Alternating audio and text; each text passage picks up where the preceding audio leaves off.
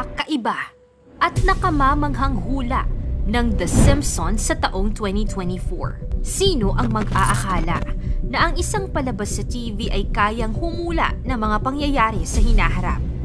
Tila nakakakamangha at nakakatakot na may mga palabas na pinapakita noon sa TV at talagang ang nangyayari sa totoong buhay makalipas ang ilang taon.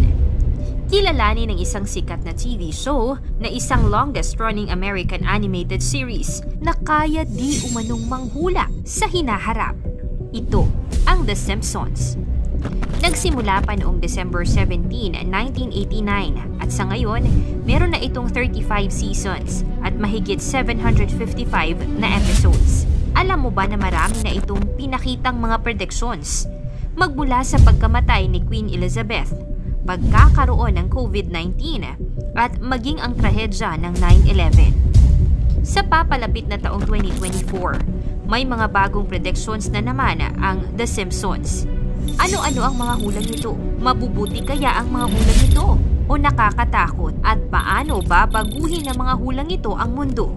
10 sa nakamamanghang hula ng The Simpsons ngayong 2024. Yan ang ating aalamin.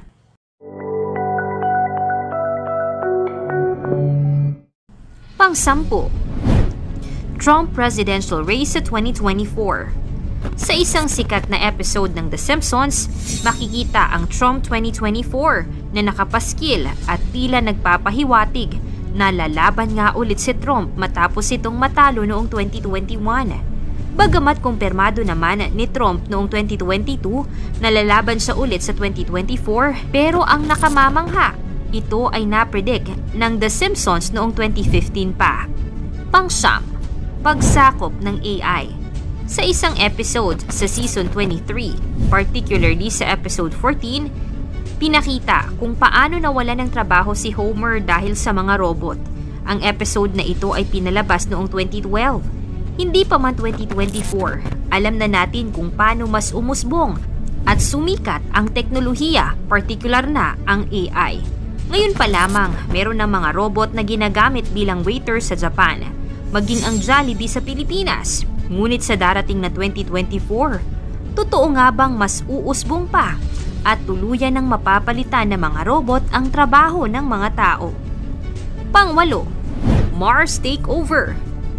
Noong Season 27, sa Episode 16 na pinamagatang The Martian Chronicles, pinakitang isang senaryo kung saan naghahanap ng mga volunteer na gustong mag-migrate sa Mars. Ito ay isinagawa ng Exploration Incorporated. Matatandaan na si Elon Musk ay may parehong plano gamit ang kanyang kumpanyang SpaceX. Sa 2024 na nga ba matutupad ang planong ito? Ano kaya ang magiging buhay ng mga unang tao sa Mars? Pang-7, virtual reality food. Isa sa prediksyon ay ang pagkakaroon ng digital food o ang paggamit ng virtual reality para malasahan ang mga pagkain. Sa episode na ito, makikita si Marge at Homer na kumakain gamit ang VR goggles. Tila kalokohan at imposible. Ngunit alam mo ba na malapit na itong maging posibilidad? Ang kumpanyang Aero Banquets or MX ay gumagawa ng ganitong imbensyon kung saan ang culinary fine dining ay ma-experience gamit ang virtual reality. Pang-6, female president sa USA.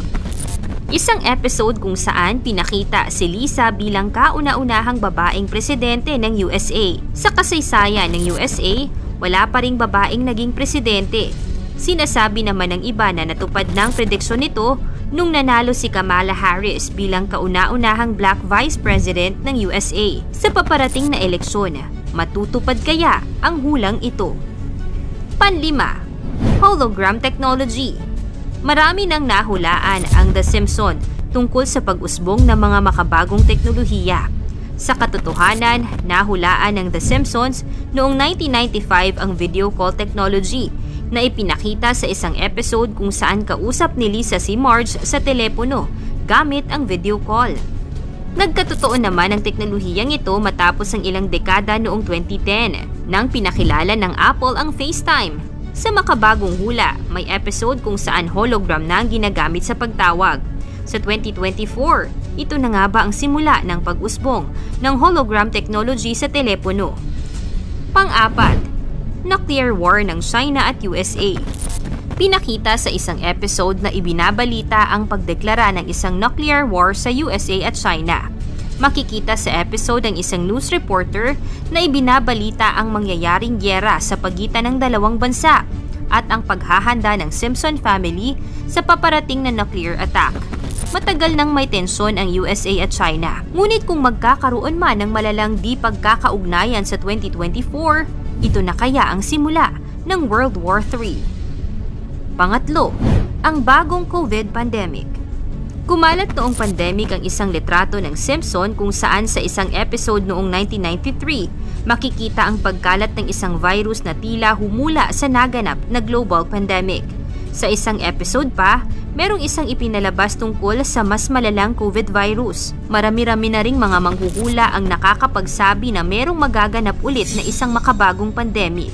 Mauulit na naman kaya ang kasaysayan sa 2024? Pangalawa, economic crisis at inflation. Sa patuloy na pagtaas ng presyo ng mga bilihin at bagsak ng ekonomiya, alam mo ba na isa rin ito sa naging episode ng The Simpsons? Pinakita dito kung saan naghirap ang USA dahil sa inflation. Maaaring malayo sa katotohanan. Ngunit sa patuloy na pagbagsak at pagharap ng mundo sa economic recession at crisis, di natin maikakaila na pwede itong mangyari. Una, environmental disaster. Sa isang episode, pinakita kung paano kinulong sa isang dome or bubble ang syudad ng Simpsons para maprotektahan ang komunidad sa mapulusong mundo. Sa patuloy na paglala ng global warming, marami ng mga di kanais-nais at katakot-takot na mga nagaganap sa buong mundo. Kung patuloy na di magbabago ang magpapatakbo sa mundo at patuloy na pagkasira nito, hindi malayong mangyari nga ang ganitong sitwasyon sa 2024.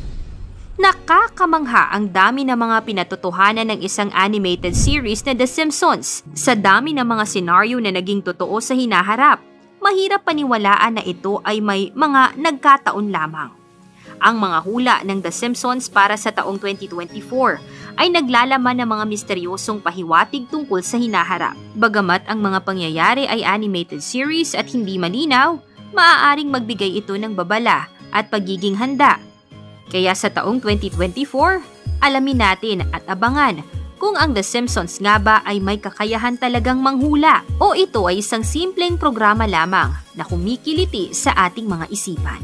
Mangyari man o hindi ang mga hula ng The Simpsons, isa lang ang dapat nating paniwalaan. Ito ang nag-iisa nating kataas-taasang Diyos. Ikaw, anong masasabi mo sa mga hulang ito? Magkatotoo kaya ang mga ito o isa lamang huwad na panghuhula? Ikomento mo naman ito sa ibaba. Paki-like ang ating video. I-share mo na rin sa iba. Salamat at God bless!